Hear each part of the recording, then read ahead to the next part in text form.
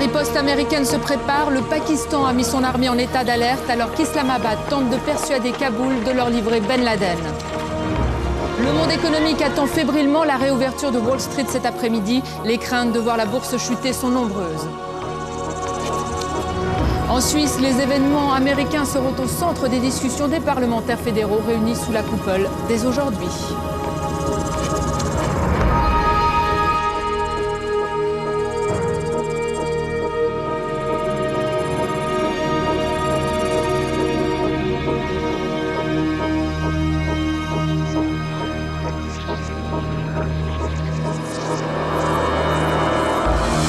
Madame, monsieur, bonjour. Ce 1245 aura également les yeux tournés vers la presse qui aujourd'hui inscrit le mot guerre à sa une, Emmanuel. Le président américain, vous l'avez dit, prépare sa riposte et l'ensemble des journaux parlent de guerre. Et même si la plupart prennent des précautions, on va le voir en mettant des guillemets, le ton est grave. Et l'on sent bien à travers les journaux la détermination des Américains. Ce sera l'objet donc de notre revue de presse tout à l'heure. On se retrouve. New York, 6 jours après la catastrophe, tente de reprendre une vie normale. On recherche toujours d'éventuels survivants et les cérémonies se succèdent. Mais depuis l'attentat contre les 2 tours du World Trade Center et les accusations immédiates contre le terroriste Oussama Ben Laden, la communauté musulmane aux États-Unis a été prise à partie. Une mosquée et des magasins ont été attaqués. Des milliers de personnes sont donc descendues dans les rues de New York pour que ne se fasse plus l'amalgame terrorisme et musulmans. Le reportage de notre envoyé spécial, Sébastien Faure. Voilà. Semble-t-il, nous avons un petit problème avec ce reportage qui devrait arriver tout de suite. Peace, salam, shalom. Peace, salam, shalom. Peace, salam, shalom. Toutes les communautés à l'unisson pour la paix. Ils manifestent pour condamner cette nouvelle hostilité qui entoure les Arabes américains. Je suis venue pour montrer mon soutien à mes amis et voisins arabes américains. Je m'inquiète pour leur sécurité. J'ai un commerce sur Atlantic Avenue et il y a beaucoup de magasins arabes. J'ai pensé que c'était mon devoir de venir.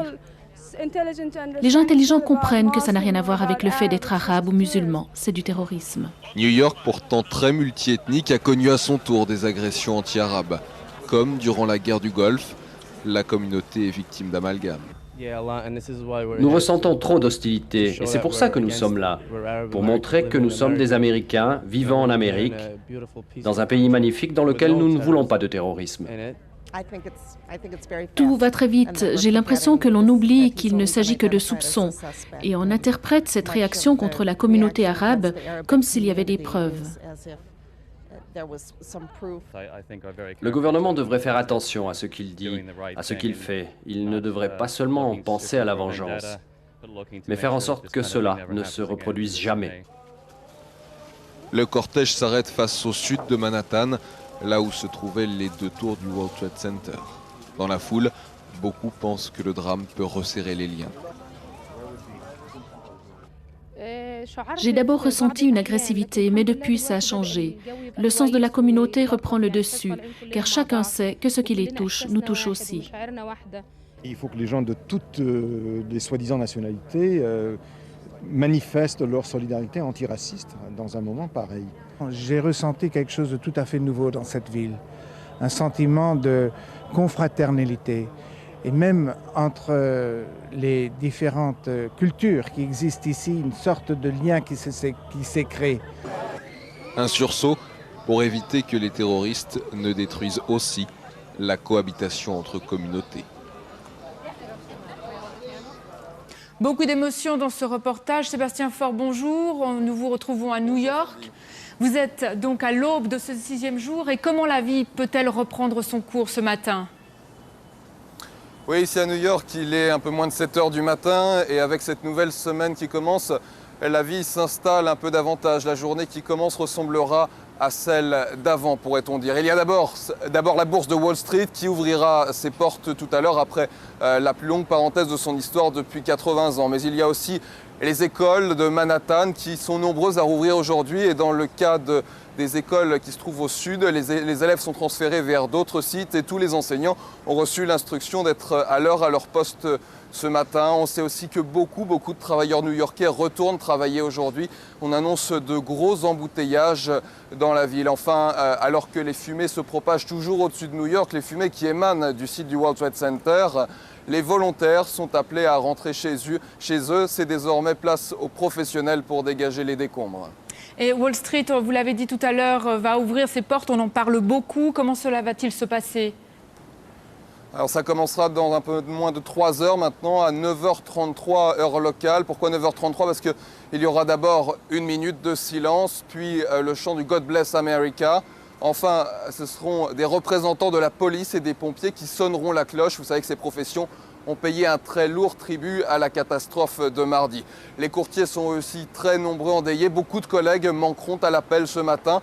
Beaucoup n'ont plus simplement de bureau où travailler. Et puis tous les regards seront bien sûr tournés vers le cours du Dow Jones. On annonce en baisse aujourd'hui. La question est bien sûr de savoir si les courtiers choisiront la panique ou le patriotisme. Beaucoup ont indiqué qu'ils porteraient aujourd'hui une cravate aux couleurs américaines. On verra si leur patriotisme va plus loin que cela. Merci Sébastien Faure. D'ailleurs, la réouverture de la bourse de Wall Street, nous y reviendrons dans ce journal dans un instant. Et puis la liste des personnes recherchées par la police fédérale américaine compte désormais plus de 170 noms. Les ramifications de l'organisation terroriste s'étendent dans le monde entier et en Europe en particulier, où d'autres attentats semblaient prévus contre les intérêts américains et européens. D'après le Sunday Telegraph, un attentat au sarin contre le Parlement européen aurait été déjoué au début de l'année. Béatrice Géquier. On a peut-être évité le pire en février dernier à Strasbourg. Des hommes financés par Oussama Ben Laden auraient prévu un attentat au gaz sarin lors de la session du Parlement européen du 11 au 14 février dernier. C'est en tout cas ce qu'affirme le Sunday Telegraph. Selon cet hebdomadaire britannique, cette attaque visait les 625 députés européens. C'est la police allemande qui aurait déjoué cet attentat, un attentat qui devait marquer le lancement d'une vague terroriste en Europe. Le Sunday Telegraph, qui cite des sources antiterroristes britanniques, ajoute qu'après cette tentative, 6 personnes auraient été arrêtées à Londres, mais ensuite libérées sur demande des services secrets britanniques qui entendaient les surveiller pour savoir si elles préparaient d'autres attentats. Aux États-Unis, l'enquête sur les attentats du World Trade Center se poursuit. En Floride, le FBI continue à perquisitionner des appartements où auraient séjourné des pirates de l'air. Le FBI s'intéresse aussi à la bibliothèque de Delray Beach. Des terroristes ont été vus en train de travailler sur les ordinateurs de cette bibliothèque. Au total, 170 personnes seraient recherchées par le FBI. Enfin, selon un sondage de la chaîne américaine NBC, 3 Américains sur 4 sont sûrs que les États-Unis vont réussir à capturer Oussama Ben Laden.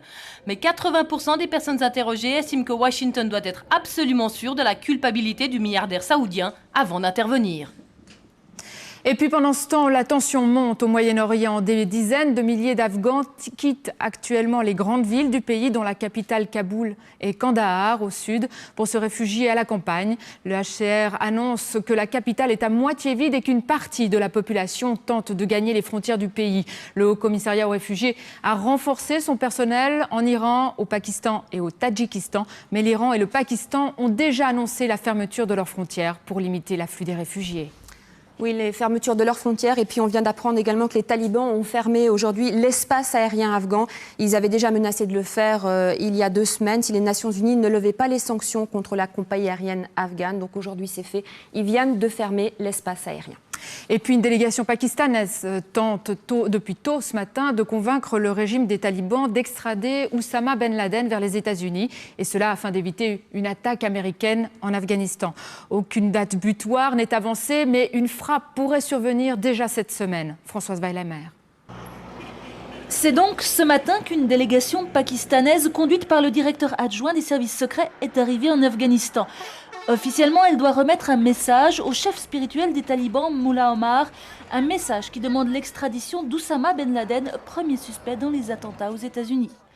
Officiellement toujours, le Pakistan veut ainsi laisser une chance aux talibans d'échapper aux éventuelles représailles conduites par les Américains. Son ministre des Affaires étrangères l'a précisé ce week-end encore, le Pakistan est prêt à coopérer pour lutter contre le terrorisme.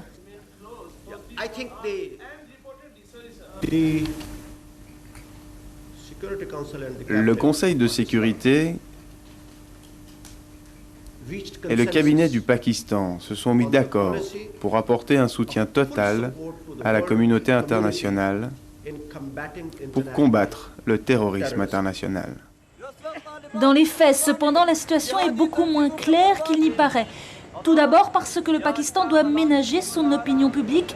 Depuis plusieurs jours, les manifestations se succèdent dans les rues de la capitale pour protester contre l'éventualité des frappes américaines sur l'Afghanistan.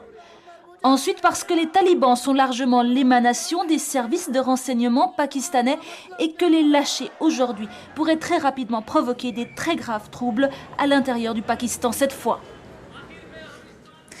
Et puis, on apprend que ce matin, les autorités helvétiques ont recommandé de ne pas se rendre au Pakistan.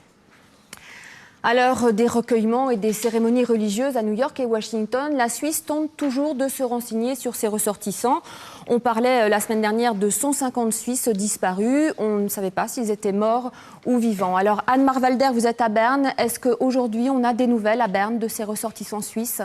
Alors concrètement, les services diplomatiques suisses sont toujours sans nouvelles d'une centaine de Suisses actuellement. Les recherches se poursuivent pour savoir où ces personnes se trouvaient au moment où les attentats ont été perpétrés aux États-Unis. Officiellement, elles ne sont pas encore portées disparues.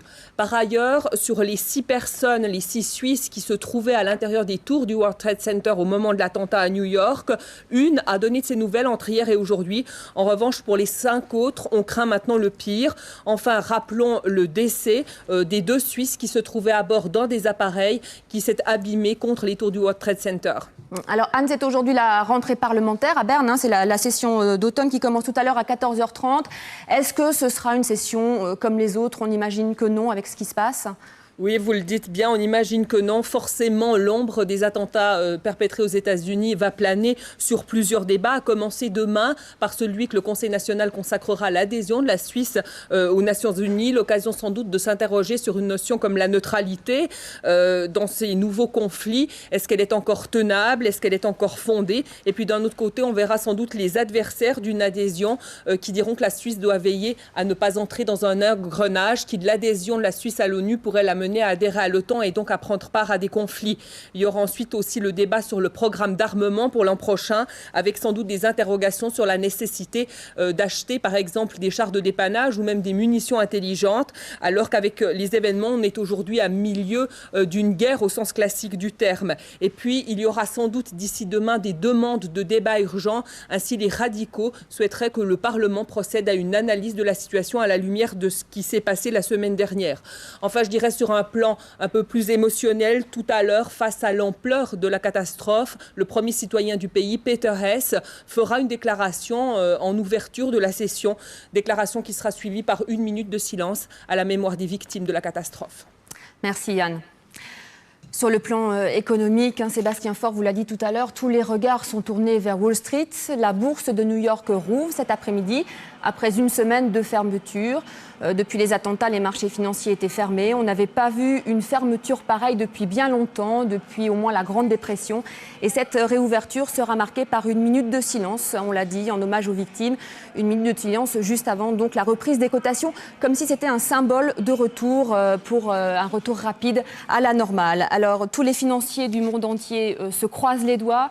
J'imagine que vous en faites partie, Jean-Pierre Béglin. Qu'est-ce qu'on attend finalement de cette ouverture ?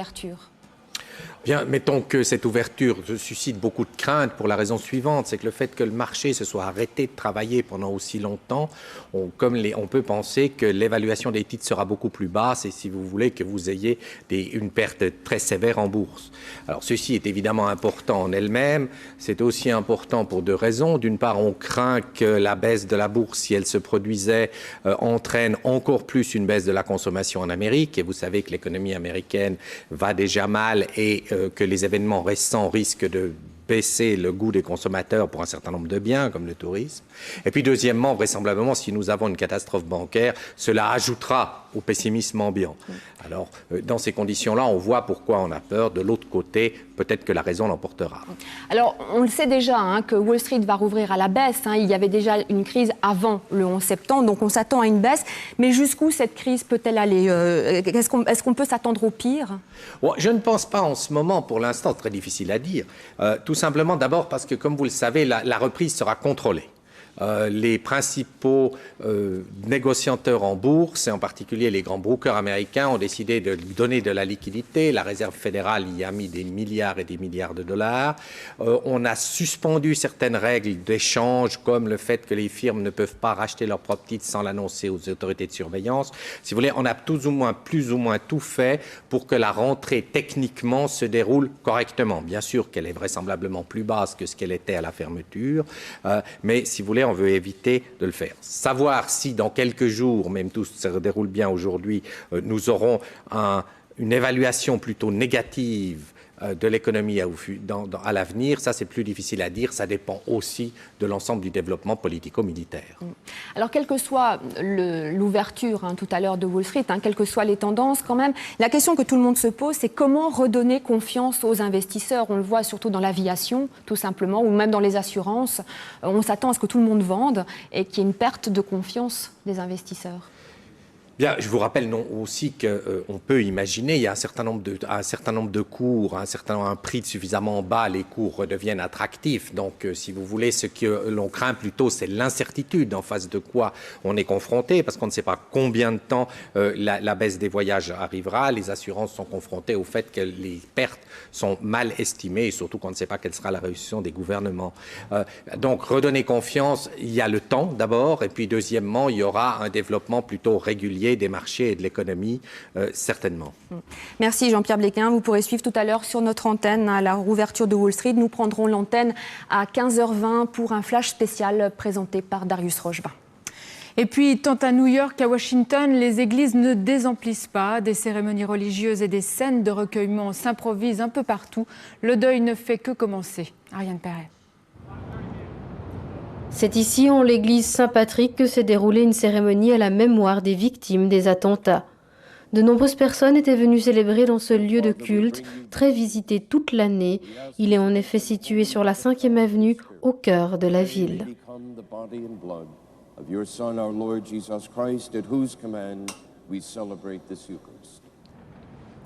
À Washington, l'émotion aussi, la recherche du réconfort et de force pour affronter l'avenir.